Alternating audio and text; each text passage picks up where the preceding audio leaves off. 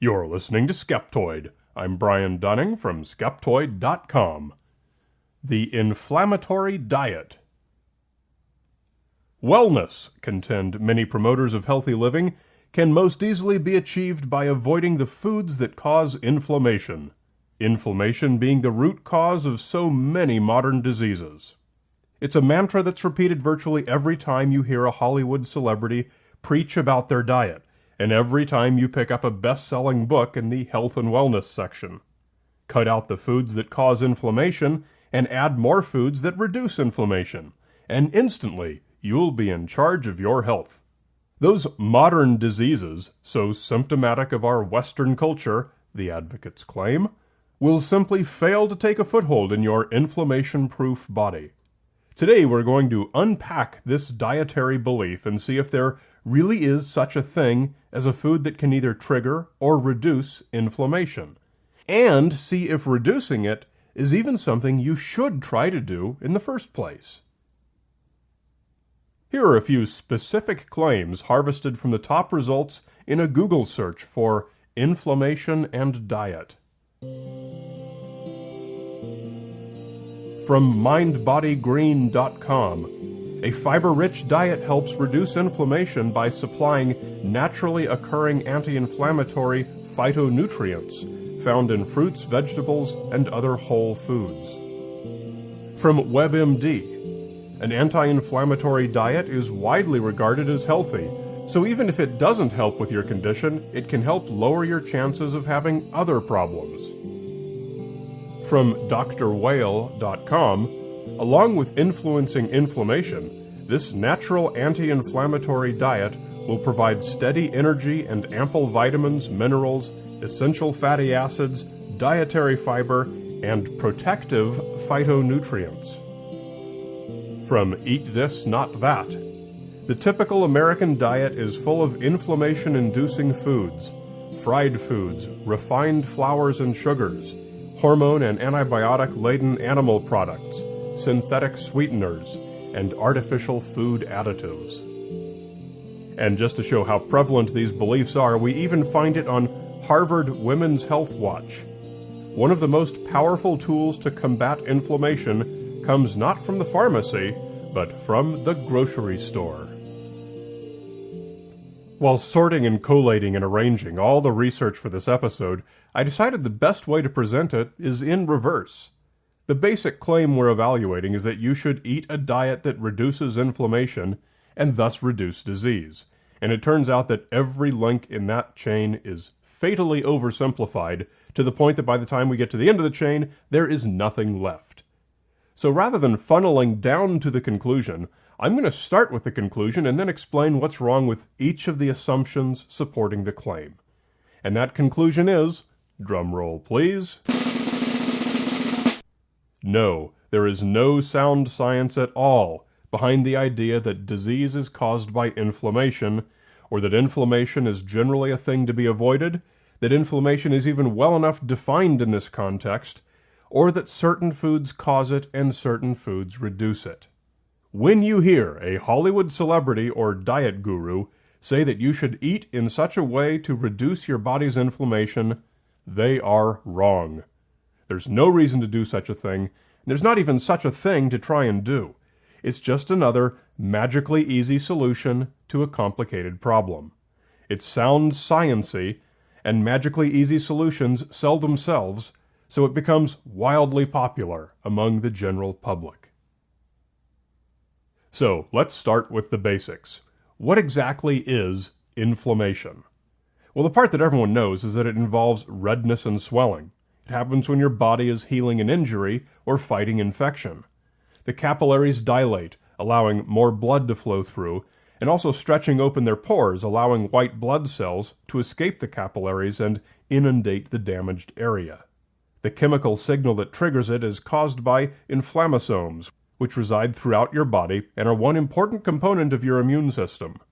Thus, inflammation is your body's natural, healthy immune response to some problem that needs to be responded to. In general, inflammation is there for a good reason, and you don't want to interfere with it. Inflammation can also be chronic, And this is where the alternative health advocates usually say intervention with diet is targeted. Chronic inflammation, however, is not just existent in the body with no cause. Rather, it's associated with a chronic illness or other condition. Type 2 diabetes and Alzheimer's disease are two examples where the relationship between inflammation and disease is a bit more complicated.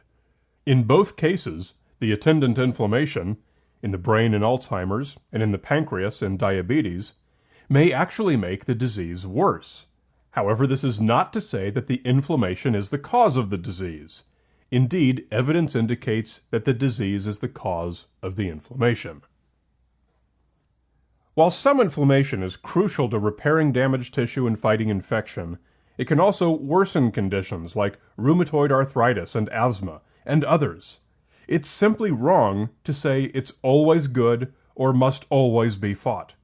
As Dr. Harriet Hall writes in Science-Based Medicine, "It is simplistic to talk of inflammation as a single phenomenon, since it is a complex response involving many physiological processes, from vasodilation to neutrophil infiltration, from the complement system to cytokines. And its relationship to health is even more complex. The human organism is a mesh of interrelated networks, and it could be hazardous to meddle with one element without understanding how our intervention might affect other parts of the system." When there's a fire, it's soon going to be surrounded with fire trucks. The fire trucks are a city's version of inflammation. When there's a problem, they go there. When the problem's resolved, they go away. It is accurate to say that fire trucks are associated with trouble in the city, just as it is accurate to say that inflammation is associated with many diseases in the body. But leaping to the conclusion that we should be trying to get rid of both is a logical absurdity.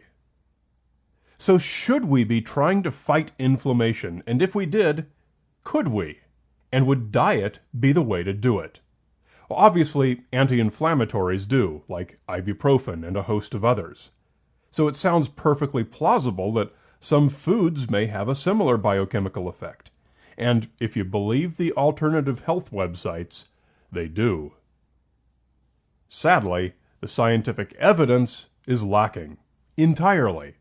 No foods have been proven to decrease your body's inflammation or interfere with its natural inflammation processes.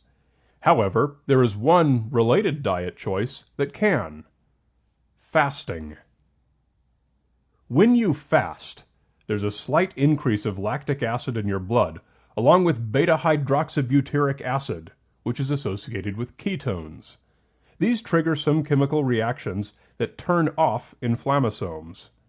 Another behavior that will do this is exercise. So far as we have evidence for, fasting and exercise are really the only things you can do that will actually retard your body's natural inflammation, short of taking an anti-inflammatory. If you're looking to food, well then, it's much harder to have any effect, and the only effects available to you are bad ones. Eating a normal amount of any food has not been shown to produce any increase in inflammation.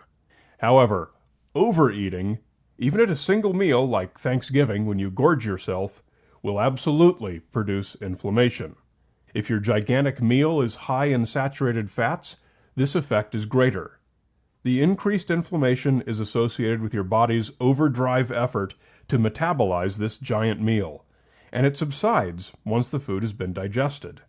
All of the many related claims made by the alternative health gurus, such as that eating sugar or other particular things will increase inflammation, are only true when those foods are part of your gigantic overeating feast. Therefore, the bottom line on the relationship between diet and inflammation is that there is exactly one and only one rule you should follow: don't overeat.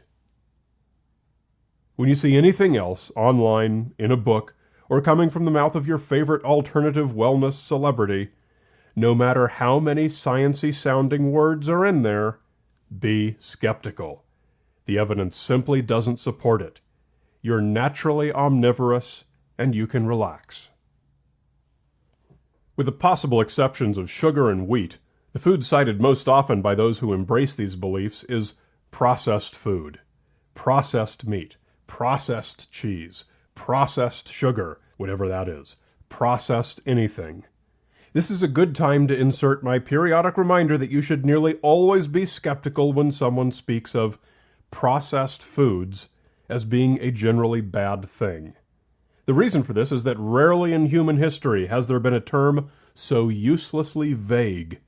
Vilifying a food as processed usually means that you don't actually know anything specifically bad to say about it, so you grab the handiest pop culture buzzword to disparage it for you. Without a doubt, the term processed food has a profoundly negative connotation today. But despite what we take it to mean, what does it actually mean? Processed foods are literally as old as civilization. The original processed foods were cooked meat, bread and cheese, wine and beer. 5,000 years later, these remain the staples of my diet. A processed food is any food that has been altered before we eat it. Cooking, cutting, juicing, peeling, freezing, dehydration, pasteurization, even packaging. So in point of fact, a piece of uncut, unpeeled fruit or vegetable is about the only unprocessed food that it's possible to get. But in common usage of the term, when people talk about processed foods, they're really referring to prepared foods. Foods that have already been combined with other ingredients and prepared before you buy them. And generally, the term is only applied to prepared foods when it's meant in a disparaging way. Rarely when the prepared food is perceived by the speaker to be healthy. So, right away, when you hear someone say processed foods cause inflammation, they might as well be waving a giant flag saying they don't know what they're talking about. You're living with inflammation right now. Maybe you're aware of it, probably you're not. It's one of those automated subsystems that your body handles so well. Right now, somewhere inside your body, a small drama is being played out between some damaged tissue or a disease pathogen and special agents of your body's amazing innate immune system. Inflammation is the pack horse supplying your immune system with whatever it needs from your blood. Let it do what it needs to do. Stop trying to overrule it, just because some vague falsehoods repeated by a celebrity wellness guru who's only repeating whatever miraculously easy solution they heard from some other celebrity wellness guru. Your immune system knows what it's doing. Leave it alone. Most of you know about Science Friction, the new feature documentary film from Skeptoid Media currently in pre-production. It's about TV documentaries who grossly misrepresent their science experts to make it sound like they're promoting some woo perspective, all to make a more sensational TV program. Over 400 of you have participated in the crowdfunding so far, which is completely amazing. In particular, there's been a lot of interest from those of you wanting to get an executive producer credit, which will not only be up there on the big screen, but also in IMDb to permanently give you bragging rights. We're offering these for donations over $10,000, which sounds like a lot, but there's a neat trick you can use. Most of you work for employers with charitable donation matching programs, and that can cut your cost down to half. We are a non-profit, and this film qualifies. Check with your employer, and if this looks like something you want to do, drop me an email at brian@skeptoid.com. And make sure to check out the teaser for the film at sciencefriction.tv. You're listening to Skeptoid, a listener-supported program. I'm Brian Dunning from Skeptoid.com.